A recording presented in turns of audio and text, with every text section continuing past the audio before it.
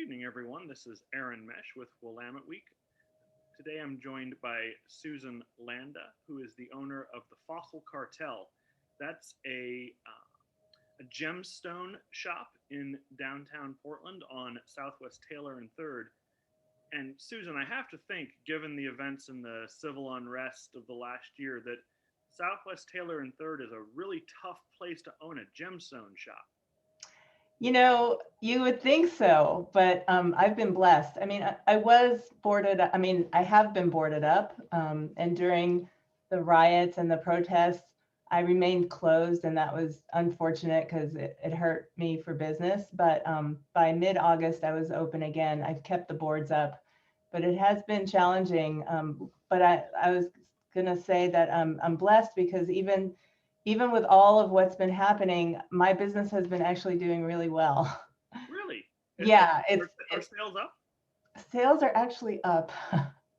It's crazy, but I think it's a combination of things. More people are into gemstones. There's more people into crystals. It just keeps expanding. There's also the fact that I'm way established. I've been in business for over 31 years. And I also have the most in-depth inventory out of any rock store in the Pacific Northwest. So if somebody's looking for that, a lot of people come in having with a long list of rocks they want. And so I normally have almost everything people want. And then also people aren't spending money on going out and traveling like they used to. So there's more disposable income for things that they like, their hobbies and things they want to do other than that. That's a pattern we've seen that we've written about at the paper a little bit this year is that a lot of business sectors that are not entertainment based but instead object based have actually seen a surprising uptick in consumer spending. Are there things that people are buying more now that they weren't before? Is there a certain rock that people want? Well, I have to tell you, thanks to TikTok, Moldavite has been selling out. It's impossible to get because all the kids are talking about it on TikTok. It's a type of tektite. And what a tektite is when a meteorite hits the ground, it makes an alchemical reaction upon impact. So it fuses with the silica in the earth and makes this byproduct. It's the only green tektite. Most of the tektites in the world are black. It fell to the Moldau River in Czechoslovakia millions of years ago, and it's a very powerful stone metaphysically. So it's sought after for that purpose. And yeah, that's one of the stones that has been blowing up and selling out. Well, that's so interesting. I had no idea. Yeah. So, are there new challenges to operating a shop in Portland's downtown in 2021, or is it just the same but with a little plywood? Well, you have to make sure people understand that it's safe. It's still safe to come downtown. Some people are afraid to come downtown, but in the past month, we've seen more people coming downtown, just walking by or parking in front of the store. So that's one of the biggest challenges to make sure everybody knows it's still safe, even though it looks different, a little dystopian. Did you get any rocks, as it were, through your window, or Thank God, no. Our neighbor got badly looted and his windows were all broken that first night of the riots. So I boarded up right about 2 weeks after the stay-at-home orders were in effect back in March.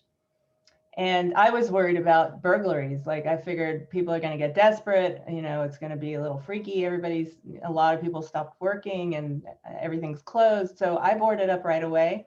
And then mid-May, when the governor said it was okay to open again, I took all the boards down, was open for 2 weeks, and then the riots happened. And the first 2 nights, my husband and I actually slept in the store to protect it. And then I realized it wasn't going to stop. And so we boarded back up again. And I've been boarded up ever since. We had the boards on the doors because the doors are glass. And I was just doing private appointments for a while, a few weeks. And by August, I was so frustrated that we weren't open. Everybody else was open. So I talked our landlord into putting a metal gate in front of the door so we could at least open the doors and be open to the public. So by mid-August, I was open again to the public and have been doing really well ever since. I was aware that many of the struggles of downtown had been exaggerated by national outlets with the bone to pick with Portland. And yet still, as I talk to shop owners and shop workers, I was surprised by how upbeat a lot of people are. I think there's a sense that things have not been nearly as bad as they've been portrayed in the press, and that things are getting better. Yeah. What would surprise people about how downtown is coping? Well, we have a great ethic. Everybody, the people here are so wonderful. It's such a great city. It's still great. And there's people still coming here and moving here, and everyone still loves it. It's all perspective. You see some boards on the window, you see some graffiti. I mean, we do have a problem with the houseless. That's a huge problem. So a lot of people focus on some of the negatives, but there's so many positives still about Portland. Are there things you've had to do differently, that not counting the sleeping in the store the first couple nights? Are there ways you've adjusted that you've gotten used to that are kind of your new normal? Well, mask wearing and limiting the amount of people in the store. We close the store. We lock the door when there's 10 people, 10 customers in the store. So that's been different. We focus a lot more, even more on social media than we did before. I started a new thing, Facebook Live shopping once a month. When we were closed, we were doing it once a week. And it's a great way to add more revenue, more sales. So we've pivoted like that some. What's going to be the most vivid memory for you of 2020? It's a great question. Oh my gosh. Just the way it was so desolate downtown, like empty, just everything being closed. And it was a little spooky for a while there. It's gotten better, but it was a little spooky. And then, of course, the protests, just the intensity of the protests and all the national attention on us. Did you have close encounters with police or protesters during moments of chaos? Well, when we were sleeping in the store, yeah, we were peeking out the window, and then there's a couple of hours where I actually stood in front of the store, and they were just walking by us, the riot police and the protesters, like, because we're a block away from the Justice Center. So yeah, and that corner is the famous Naked Athena corner. So yeah, we definitely came in contact with all of it. I gotta ask, did you recognize Naked Athena? Is she a customer?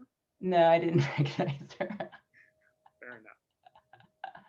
Well, Susan, I can't thank you enough for doing this on short notice, and I feel like given the short notice in which I asked you to do it, that I owe you some kind of plug. So you should tell readers and listeners where they can find you online.